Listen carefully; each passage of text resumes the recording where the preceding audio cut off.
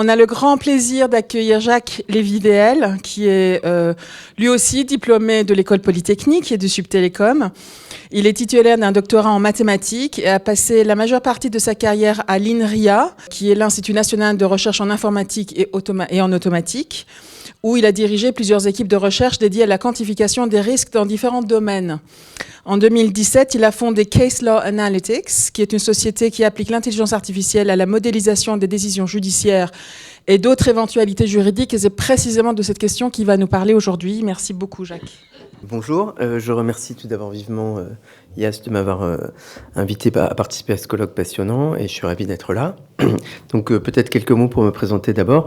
Je suis mathématicien et je m'intéresse tout spécialement aux phénomènes dans lesquels il y a une part d'aléatoire qui empêche par essence toute prédiction. Vous pouvez penser par exemple, peut-être que l'exemple le plus simple c'est les cours de la bourse. Personne ne sait par définition, par essence, sinon on ne pourrait pas jouer à la bourse, où sera le CAC 40 la semaine prochaine. Mais c'est vrai dans plein d'autres domaines. Des intervenants avant ont parlé par exemple de médecine, de météorologie, et tout ça, tous ces domaines sont des domaines dans lesquels on ne peut pas prédire ce qui va se passer. Voilà. Quand on dit qu'on ne peut pas prédire, c'est pas pour ça qu'on est totalement démunis. Et nous, les mathématiciens, depuis plusieurs siècles, on développe des techniques pour quand même faire quelque chose qu'on ne peut pas faire de prédiction. Donc on crée des modèles, qu'on appelle des modèles probabilistes, qui vont permettre en tout cas, même si on ne peut pas prédire, de donner les plages de valeurs possibles. Par exemple, hier soir, le CAC 40 était à 5901. On est sûr que lundi, il ne sera pas à 10 000, et sauf s'il y a une guerre nucléaire d'ici là, il ne sera pas à 0 non plus. Donc on peut dire ce qui est possible et ce qui n'est pas possible, et on peut donc assigner une plage de valeurs et dire pour chaque valeur possible quelle va être la probabilité que le CAC 40 soit par exemple à 5910, il pourrait être à 5910 ou 5915, etc. C'est juste un exemple avec la finance, mais il y a plein d'autres exemples, encore une fois, en médecine, en biologie. En météorologie, on ne peut pas prédire, mais on peut quand même dire qu'est-ce qui est possible et qu'est-ce qui n'est pas possible et quelles sont les probabilités que telle ou telle chose arrive. C'est exactement ce que je vais essayer d'expliquer dans le domaine du droit. Donc je vais commencer par expliquer rapidement pourquoi dans le droit on ne peut pas prédire non plus, même si pour les juristes d'entre vous ici, vous savez déjà que ce n'est pas prédictible. Et ensuite expliquer comment on peut transposer, en fait même pas transposer, utiliser exactement la même méthodologie, les mêmes techniques en droit que nous, les mathématiciens, on a déjà utilisé en finance, en météorologie, etc. Deux manières de voir qu'il y a un aléa en droit, deux tableaux, ou trois tableaux. Dans le premier tableau, c'est des demandes, des prétentions des parties. Donc j'ai pris trois domaines du droit très différents, le préjudice corporel, du droit de la famille et du droit commercial. J'ai pris trois arrêts dans lesquels les demandes des parties, les prétentions des deux parties sont très différentes. Par exemple, sur la première ligne, la victime d'un accident va demander 340 000 € au titre de ses souffrances endurées et l'assureur est disposé à payer 0. Voilà. Dans les deux autres domaines, c'est pareil. Et ça, c'est pas un phénomène rare. Si on fait une analyse un peu statistique de la jurisprudence, on voit qu'à peu près dans 10% des dossiers, on a ce genre de choses. Alors, même si demander plus pour avoir moins ou proposer moins pour être payé, pour devoir payer plus, c'est aussi une stratégie plus ou moins hasardeuse, comme on va en reparler rapidement tout à l'heure. Le fait qu'il y ait des écarts aussi énormes, ça dit bien aussi quelque part qu'il n'y a pas de prédiction, puisque sinon les gens ne partiraient pas avec des écarts aussi grands. Donc voilà, faut pas que je me perde. Ça, c'est un autre tableau. Je vais vous montrer maintenant deux tableaux qui sont pas avant, mais après, donc après la décision. Donc ici, c'est en matière de propriété intellectuelle et plus précisément de contrefaçon de marque. J'ai trois arrêts au TGI de Paris qui concernent des dossiers où il y a un certain nombre de points de similitude. Ici, il y en a 9. Donc, par exemple, dans les trois cas, c'est des contrefaçons de marque, dans le domaine de la mode, etc., etc. J'ai 9 critères qui sont les mêmes, et pourtant, dans 2 dossiers, le TGI a condamné, dans le troisième, il n'a pas condamné, ou c'est le contraire. Voilà, mais ça ne change pas grand-chose. Un dernier tableau qui montre le même phénomène, cette fois-ci dans le cadre d'une rupture brutale de relations commerciales établies. Ici, j'adopte plutôt une approche statistique. J'ai une base de données à peu près exhaustive de tous les arrêts qui ont été rendus par la Cour d'appel de Paris, qui est seule compétente depuis 2012 pour connaître ces dossiers. Donc, on a toute l'information. Et je demande à ma base de données quels sont tous les arrêts dans lesquels j'ai, encore une fois, 8 à 10 critères qui sont fixés, comme la durée de la relation, le fait qu'il y a un mandataire judiciaire, etc. Donc la machine me sort tous les arrêts, et on voit que même avec 10 points de similitude, je vais trouver des condamnations très très différentes, puisque je vais de 0 mois, donc pas de condamnation, jusqu'à 12 mois, ce qui est une condamnation assez lourde. Voilà, donc même si on caractérise un dossier en apparence de façon assez fine, on va quand même avoir une grande diversité. En fait, quand on y pense, cette approche qui consiste à dire « je vais chercher dans la jurisprudence des dossiers qui ressemblent », c'est certainement utile pour un juriste, pour un avocat ou pour un directeur juridique, pour aller chercher des arguments et voir ceux qui ont porté ou pas devant la juridiction. Mais c'est certainement pas utile, nous les mathématiciens on le sait, pour faire des statistiques et essayer de deviner ce qui va se passer. D'abord, les statistiques, ça parle que du passé, et comme on le voit, il y a une grosse diversité, ça va jamais servir à vous dire qu'est-ce qui va vous arriver dans le futur. C'est un peu comme si, pour prédire la température qu'il va faire aujourd'hui, les météorologues, ils regardaient des événements similaires dans le passé. Donc aujourd'hui, on est le 15 novembre. Les météorologues pourraient dire, je vais regarder tous les 15 novembre des années précédentes, et puis je vais faire une moyenne, et on va voir ce qui se passe. Donc là, ici, je l'ai fait pour... Ce matin, il faisait 5, et si on faisait la moyenne des 4 années précédentes, parce que j'avais 4 dossiers tout à l'heure, on trouverait 8, et en tout cas, le 5 n'est jamais dans la plage de valeur que j'avais vue avant. Évidemment, les météorologues font pas ça, ça paraît très naïf, et on fait ça nulle part. Il n'y a que en droit où d'un seul coup, les gens ont dit, tiens, on va faire des statistiques sur la jurisprudence, ça va être utile. Pas du tout. Je crois que c'est pour 2 raisons. D'abord, regardez la jurisprudence, vous y êtes habitué, et ça sert encore une fois pour regarder les arguments, mais pas pour faire des statistiques. Et la deuxième raison, c'est que effectivement, les juristes n'ont pas, ne sont pas familiers avec les techniques scientifiques, voilà, et donc ils peuvent se laisser tromper par le fait que faire des statistiques, c'est utile. Mais dès qu'on transpose ça à d'autres domaines, comme la météo, ou pire, la médecine, voilà. Donc là, ici, c'est un petit dessin humoristique qui montre ça dans le domaine de la médecine. Vous ne feriez pas confiance à un médecin qui ferait des statistiques sur votre cas en disant, voilà, vous avez... 70 ans, vous pesez 32 kilos, vous toussez un peu. Je demande à Google, statistiquement, vous n'avez rien ou vous avez une grippe. Ça marche pas comme ça. Hein. Donc, c'est analyser statistiquement de la jurisprudence pour prédire ou deviner ce qui va vous arriver. Ça n'a juste pas de sens. Voilà. C'est un exemple qui a été mentionné tout à l'heure. L'autre point qui est très important, c'est qu'il y a une sorte de croyance que si on met toute la jurisprudence dans la machine, finalement, elle va quand même finir par faire des bonnes statistiques et elle va nous sortir des choses. Donc, quelqu'un en a parlé tout à l'heure, c'est exactement le contraire. Dès qu'on met beaucoup de données dans un ordinateur, il va trouver des corrélations, mais qui n'ont juste pas de sens, c'est du hasard. Donc ici, voilà, entre 2000 et 2009, vous avez en rouge le taux de divorce dans l'État américain du Maine, en noir la consommation de margarine par habitant dans le monde. Donc c'est les mêmes séries. Donc la machine pourrait croire qu'elle va déduire en 2010 l'une de ces quantités de l'autre. Bon, c'est arrêté en 2009 parce que ça marche pas en 2010 évidemment. Et c'est ce que vous allez avoir si vous mettez beaucoup de chiffres juridiques dans la machine. Elle va croire qu'il se passe des choses qui n'arrivent pas. Et il y a plein d'exemples. J'aurai sûrement pas le temps d'en parler, mais pour ceux que ça intéresse, il y a des études qui montrent que il y a des fausses corrélations en droit évidemment comme ailleurs. Voilà, donc là, à ce stade, j'espère vous avoir convaincu que, d'une part, il y a un aléa, mais ça, vous le saviez déjà, et deuxièmement, qu'il ne faut pas mettre de la jurisprudence dans la machine et lui dire bêtement de calculer des corrélations ou des statistiques, parce que ça va plutôt donner des informations trompeuses ou pas d'informations du tout. Voilà, donc ça, c'est ce qu'il ne faut pas faire. Maintenant, je vais expliquer assez rapidement ce qu'il faut faire, enfin, ce qu'on peut faire, pas ce qu'il faut faire. Mais une manière de s'en sortir, c'est donc d'appliquer ce que les gens appliquent, tous les exposés brillants qu'on a vus en début d'après-midi en médecine, sur la musique, etc. Donc, pour faire un lien avec ce qui a été dit un petit peu plus tôt sur la musique, là, effectivement, en droit, on a aussi un problème mal posé, pour ceux qui étaient là tout à l'heure.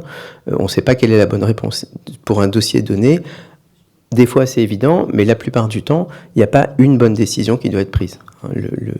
Toutes ces études que j'ai faites et cet outil que j'ai construit, je l'ai construit avec un ami magistrat et il me racontait que une des épreuves à l'ENM, c'est d'avoir un cas pratique et donc les auditeurs jugent ce dossier et donc assez souvent il y en a les 2 tiers qui vont juger dans un sens et un tiers dans l'autre sens, mais on ne peut pas dire qu'il y a un groupe qui a raison par rapport à l'autre. Du moment qu'ils ont appliqué la loi correctement, il se peut très bien que la loi dise aussi bien que c'est A qui a raison que c'est B qui a raison. Donc c'est un problème mal posé dans le sens où on ne sait pas quelle est la bonne solution, puisqu'il n'y a pas une bonne solution. Voilà, donc on applique des techniques probabilistes. Voilà, donc c'est assez simple. La procédure, c'est la même que celle que moi j'ai appliquée quand je faisais des calculs de modèles financiers. Elle est en 3 étapes. La première étape, c'est de comprendre. C'est l'étape la plus importante, c'est là où on met de l'intelligence humaine, de comprendre de quoi il s'agit. Donc ici, dans le domaine du droit, ça veut dire qu'on a choisi un domaine contentieux donné. Donc tout à l'heure, je vais montrer un exemple en propriété intellectuelle, mais ça peut être préjudice corporel, ça peut même être des sentences arbitrales, dans l'arbitrage international, ou tout ce qu'on veut. Voilà, une fois qu'on a choisi ce domaine, on va extraire l'intelligence humaine. Et donc, c'est-à-dire qu'on va demander aux gens qui ont l'habitude de prendre des décisions, donc des juges, des magistrats, des arbitres, sur quels critères ils s'appuient au moment de prendre leurs décisions. On ne leur demande pas comment ils font, parce qu'il y a eu des petits débats sur l'explicabilité tout à l'heure. C'est vrai qu'en général, ils ne savent pas, ou alors ils ne vont pas nous le dire, mais en général, un juge, il voit un dossier et il sent ce qu'il doit décider, et c'est toute son expertise, mais il n'est pas capable de l'expliquer, ou alors il ne nous le dira pas. Par contre, on peut quand même lui demander quels sont les éléments que vous avez regardés. Voilà, donc ça, encore une fois, c'est une expertise purement humaine qu'on acquiert, surtout nous, dans la société, en demandant à des magistrats. On a beaucoup de liens avec la magistrature, mais on parle aussi évidemment avec des avocats, avec des universitaires, avec toutes les personnes qui peuvent être experts dans le domaine. Voilà, on fait une liste de critères. Pour vous donner une idée, cette liste peut aller d'une trentaine de paramètres, dans lesquels les plus simples, c'est par exemple les licenciements sans cause réelle et sérieuse, à plus d'une centaine, par exemple dans le cas du préjudice corporel ou de la franchise ou des sentences. Voilà, donc on a entre 30 et 100 critères qui vont caractériser un dossier. Caractériser en partie, ça ne peut pas être exhaustif. Là, c'est aussi un élément qui montre qu'on ne peut pas faire des statistiques, parce que si vous interrogez même la base de jurisprudence la plus grande dont on dispose en France, et vous dites « trouve-moi tous les dossiers qui ont ces 100 critères », en général, il y en a 0. C'est beaucoup trop fin. Voilà, donc ça c'est une première phase qui est une pure expertise humaine et juridique. Dans la deuxième phase, on va fabriquer une base de données, et ça consiste simplement à trouver le maximum de jurisprudence qu'on peut trouver sur ce contentieux et les analyser à la lumière de ces critères. En France, on a surtout accès, comme vous le savez, à des arrêts d'appel. Donc, dans la plupart des cas, ce sera des arrêts d'appel, mais il n'y a pas d'opposition, de problème de principe à avoir de la première instance ou des sentences ou ce qu'on veut. En tout cas, il faut qu'on ait des décisions et qu'il y ait suffisamment d'informations dans ce qui a été rédigé pour qu'on puisse noter la valeur de la plupart des critères, ou tous si possible, et évidemment la décision qui a été prise. Donc on construit une sorte de tableau dont chaque ligne est une décision et chaque colonne est une valeur d'un critère. Voilà, ça c'est la deuxième étape. La troisième étape, où c'est là qu'on fait vraiment de l'intelligence artificielle, on en fait dans la deuxième partie, ça a été évoqué tout à l'heure, on utilise des techniques de NLP pour extraire ces critères, mais le cœur de l'intelligence artificielle, il est vraiment dans la troisième partie, et c'est ce qui est plutôt proche de ce qui a été expliqué par les intervenants dans la première table ronde de l'après-midi en médecine, etc., musique et dans le domaine de la défense. Donc le principe est assez simple, c'est la même chose que les machines qui jouent au Go, ou au poker, ou à StarCraft. On donne à la machine les règles du jeu. Ici, les règles du jeu, c'est les critères sur lesquels elle doit s'appuyer. Et on lui montre des parties qui ont déjà été jouées pour qu'elle apprenne une stratégie. Ici, les parties, c'est les décisions qui ont déjà été prises, donc les lignes de mon tableau. Et on dit à la machine, trouve le modèle. Donc ici, en gros, ça veut dire la formule mathématique. C'est légèrement plus compliqué, mais pas tellement. Donc trouve la formule mathématique qui fait que quand je rentre tous ces critères, alors je retrouve la décision qui est au bout de ma ligne. Sur chaque ligne, c'est un dossier. J'ai le critère 1. Donc par exemple, la relation a duré 8 ans. Il y avait un mandataire judiciaire, etc. Et à la fin, j'ai une décision, condamnation à 6 mois, pas de condamnation, ce qu'on veut. Donc quelle est la formule mathématique qui fait que quand je rentre les critères, je retrouve la décision? Ça, on l'apprend par modélisation et par intelligence artificielle. Et à vrai dire, ça, c'est assez facile à faire. On pourrait le donner à quelqu'un qui s'y connaît un peu en intelligence artificielle, mais pas vraiment. C'est pas vraiment compliqué. Ce qui est compliqué et qui est spécifique au droit, c'est ce que je viens de dire avant, parce que là, d'un seul coup, j'ai oublié l'aléa. Il y a un aléa et surtout, il n'y a pas une bonne décision. Donc, ça veut dire qu'avec mon jeu de critères, le magistrat, à ce moment-là, a pris cette décision, mais un autre magistrat aurait pu prendre une autre décision, ou bien même le même magistrat, il y a des études, et donc Antoine connaît bien ça, qui montrent que le même magistrat sur le même dossier, il ne prendra pas la même décision le matin et le soir, ou 6 mois plus tard, etc. Donc il ne faut surtout pas que la machine retrouve la décision, parce que sinon elle va dire, voilà, c'est ça la bonne décision, alors que c'est une des bonnes décisions, peut-être d'ailleurs une mauvaise, mais en tout cas, elle ne doit pas prescrire que ce soit cette décision. Donc ce qui est vraiment compliqué, c'est que pour une ligne donnée, j'ai une décision, il faut que la machine imagine quelles sont les autres décisions possibles qui auraient pu être prises. Voilà, donc par exemple, sur mon dossier de rupture brutale tout à l'heure, j'avais 0 et 12 mois, mais aucun juge n'aurait donné 240 mois, ça n'arrive jamais. Donc il faut que la machine comprenne qu'est-ce qui aurait pu être pris et qu'est-ce qui n'aurait pas pu être pris comme décision. Voilà, donc ça c'est vraiment plus compliqué, c'est là qu'il y a le cœur d'une expertise en intelligence artificielle.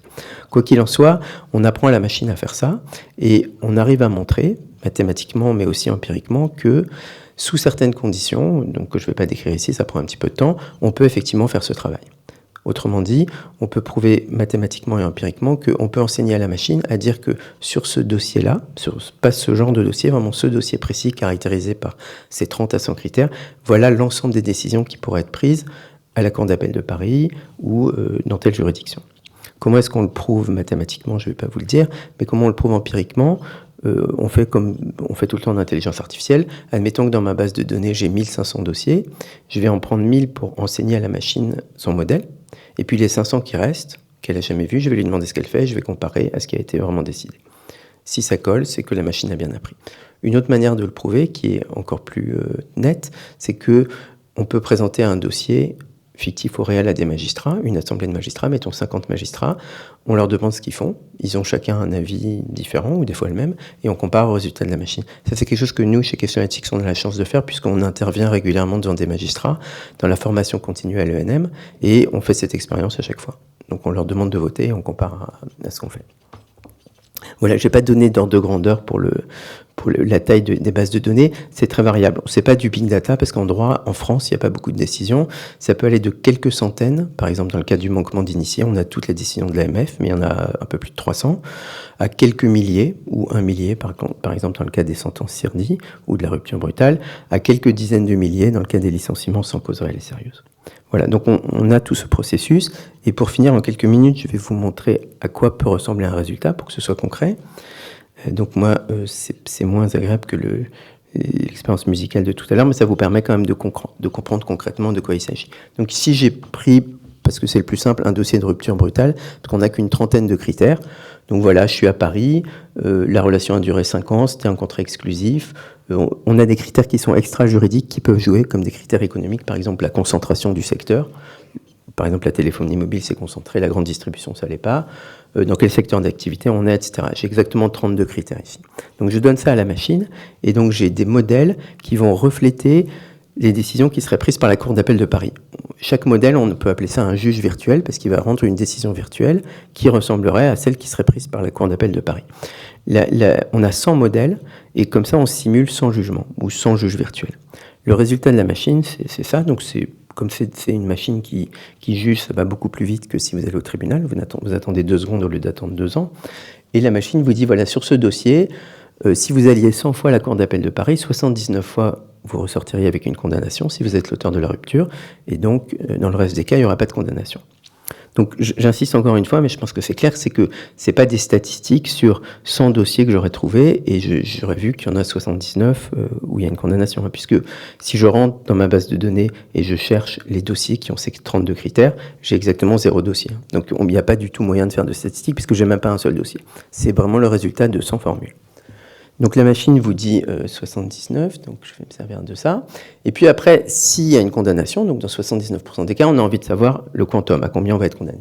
Donc là encore, la machine vous dit, donc on revient sur une base 100, vous dit voilà, le montant le plus probable, c'est 8 mois, mais attention, le plus probable, et là aussi c'est une éducation qu'on doit faire quand on n'est pas habitué à lire ce genre de graphique, on a tendance à regarder que le plus gros bâton, mais vous voyez, ça n'arrive que dans 43%, donc même pas une fois sur 2, donc il ne faut pas se focaliser sur ce 8. Il faut aussi regarder que ça peut être n'importe quoi entre 5 et 11. Donc c'est ce que je disais tout à l'heure, le CAC 40, il ne sera pas à 10 000. Là, sur ce dossier, ça ne sera pas 12 et ce ne sera pas 2, sauf s'il n'y a pas de condamnation. Ce sera entre 5 et 11. Voilà. Un autre bénéfice, c'est que comme on a des formules, c'est-à-dire qu'on a des modèles, on peut demander à la machine, des gens ont évoqué ce point plus tôt, pourquoi cette décision a été prise. Quelque chose qu'on ne peut pas faire avec des statistiques. Donc par exemple, on peut lui dire quels sont les critères qui ont pesé.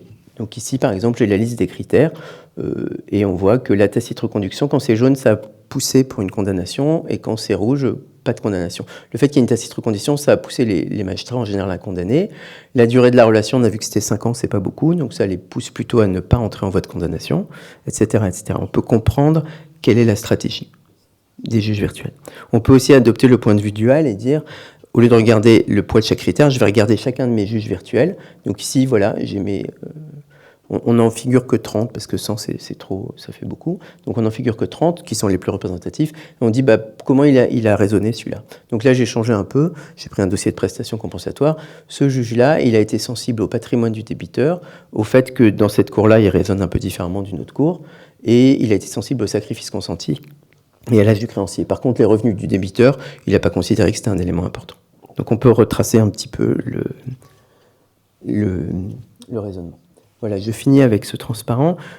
Un autre bénéfice d'avoir un modèle, c'est qu'on peut confirmer et surtout quantifier certaines choses qui sont connues par les praticiens, mais qui sont, alors, soit un peu officieuses, mais en tout cas pas comprises totalement.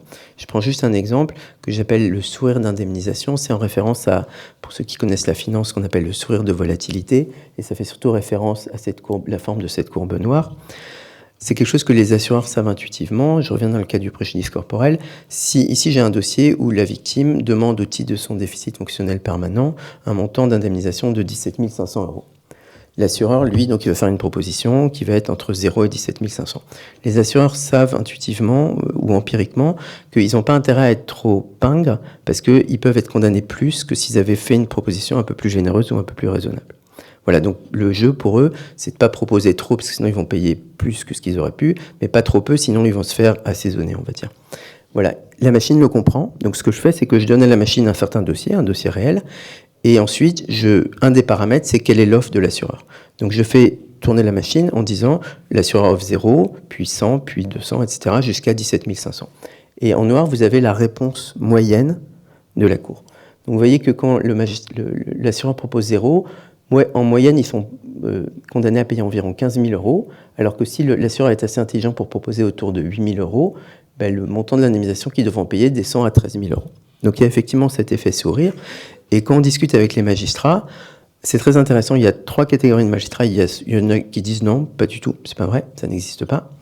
Il y en a qui disent oui, je reconnais que moi, je suis agacé quand l'assureur fait une proposition déraisonnable et je lui fais payer. Et puis il y en a d'autres qui nous disent, et c'est à peu près un tiers, qui nous disent, en fait, moi, au moment de prendre ma décision, évidemment, je prends plein d'éléments en compte, mais entre autres, les prétentions. Et s'il y a un des deux éléments qui est manifestement déraisonnable, je ne vais pas le prendre en compte, donc forcément, je vais me rapprocher de l'autre. Voilà, donc ça, c'est ce que les juges reconnaissent. Et le fait qu'il y en a qui ne le reconnaissent pas, la machine le voit aussi, parce que vous voyez, la courbe noire, elle fait ça. La courbe bleue, c'est les 10% des juges les moins généreux, et ça, c'est les plus généreux. Donc, cette courbe indique que les juges qui sont très généreux ou pas généreux du tout, ils ne sont pas sensibles à cet effet. Par contre, la moyenne des juges, le juge typique, il est sensible. Voilà, je vous remercie pour votre attention. Je suis désolé si j'ai un peu dépassé.